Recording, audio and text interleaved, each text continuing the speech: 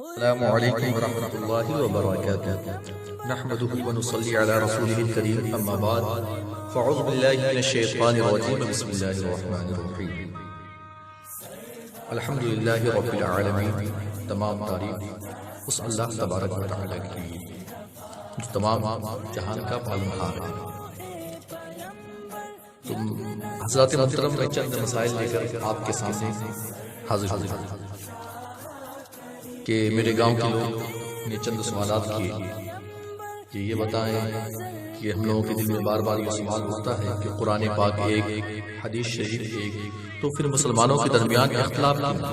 کوئی کہتا ہے میلاد شریف کی محفل جائز ہے اور کھڑے ہو کے صلاۃ والسلام پڑھنا مستحب ہے، لیکن دوسرا کہتا ہے کہ میلاد شریف کی محفل جائز ہے اور قیام تعظیمی کرنا نیز صلاۃ والسلام پڑھنا حرام ہے۔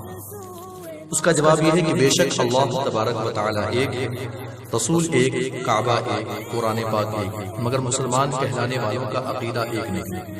ان میں بعض سنی مسلمان ہیں اور بعض قومی مسلمان ہیں، اس لیے ان کے درمیان اختلاف ہے اور رہے گا۔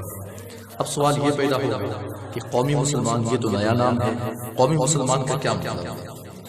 تو ان کا جواب یہ ہے کہ سرکار مصطفیٰ صلی اللہ علیہ وسلم کے صحابہ نے دین کے معاملے میں جو راہ اختیار کی تھی اس راہ کے ماننے والے سنی مسلمان ہیں، اور جو لوگ اپنے کو مسلمان کہلواتے ہوئے سنیوں کے عقیدہ سے اختلاف رکھتے ہیں انہیں قومی مسلمان کہا جاتا ہے۔ اب یہ سوال پیدا ہوگا کہ قومی مسلمان عقیدہ میں ایک ہیں یا آپس میں اختلاف رکھتے ہیں؟ تو اس کا جواب یہ ہے کہ وہ لوگ عقیدہ میں ایک نہیں ہیں، ان کے آپس میں بہت اختلاف ہے، اس لیے ان میں بے شمار ٹولیاں اور فرقے ہیں۔ ان میں سے چند فرقہ جس کا میں نام بتا رہا ہوں: نمبر 1 وہابی، نمبر 2 نیچری، نمبر 3 رافضی، نمبر 4 قادیانی، نمبر 5 صلح کلی وغیرہ وغیرہ۔ اب سوال یہ پیدا ہوگا کہ وہابی کون سا فرقہ ہے؟ تو مولوی محمد اسماعیل دہلوی کے ماننے والوں کو وہابی کہتے ہیں، اور وہابی مذہب کی تعلیم، انبیاء اعظام و اولیاء کرام کی شان میں بے ادبی کرنا، سرکار مصطفیٰ صلی اللہ علیہ وسلم کو اپنا جیسا بشر اور بڑا بھائی قرار دینا، سرکار کے علم غیب کا انکار کرنا، میلاد شریف کی محفل اور قیام تعظیمی کو حرام بتانا، یا رسول اللہ صلی اللہ علیہ وسلم یا غوث پکارنے کو شرک کہنا، یہ ان کی تعلیم ہے۔ پھر کچھ لوگوں نے سوال کیا کہ یہ بتائیں کہ وہابی مذہب کی مشہور کتابیں کیا ہیں؟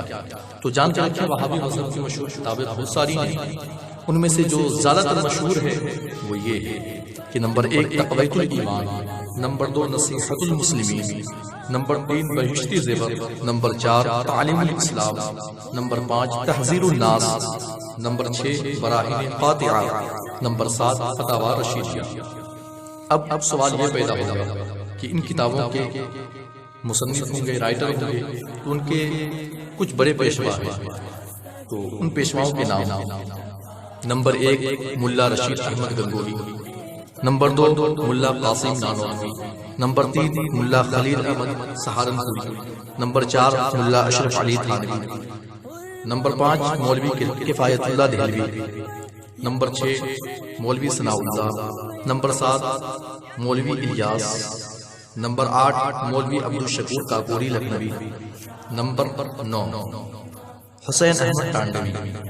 اب کچھ لوگوں نے یہ بھی سوال کیا کہ یہ بتائیں کہ کسی کو برا کہنا درست ہے؟ تو اس کا جواب یہ ہے کہ آپ بتائیں کہ چور اور ڈاکو کو اچھا کہا جائے گا یا برا؟ تو آپ کا جواب یہی ہوگا کہ یہ دونوں بہت برے ہیں، ان کو کون اچھا کہہ سکتا ہے؟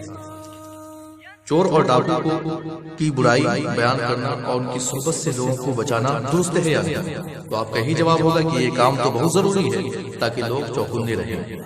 اب سوال یہ پیدا ہوگا کہ کیا وہابی نماز پڑھائے تو ان کے پیچھے نماز درست ہے یا نہیں؟ تو اس کا جواب بہت اہم ہے اور جاننے کی ضرورت ہے کہ وہابی کے پیچھے نماز پڑھنا درست نہیں اور باطل ہے، وہابی کے پیچھے نماز ناجائز ہے۔ اور کچھ لوگوں نے یہ کہا کہ وہابیوں کے بارے میں حکم شرعی کیا ہے؟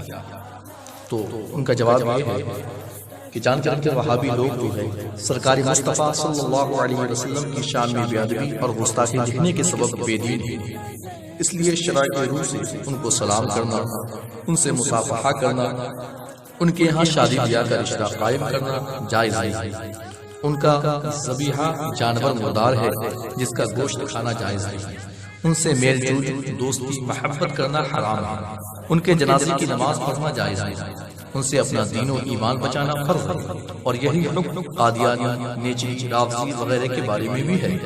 خود سرکار مصطفیٰ صلی اللہ علیہ وسلم ارشاد فرماتے ہیں، ایاکم و ایاکم لا یغلونکم ولا یفتنونکم، اے مسلمانوں تم بد عقیدہ مکاروں سے الگ رہنا، ان کو اپنے سے الگ رکھنا، کہیں ایسا نہ ہو کہ وہ تمہیں حق سے بہکا دے۔ صدق اللہ العظیم۔ السلام علیکم ورحمۃ اللہ وبرکاتہ۔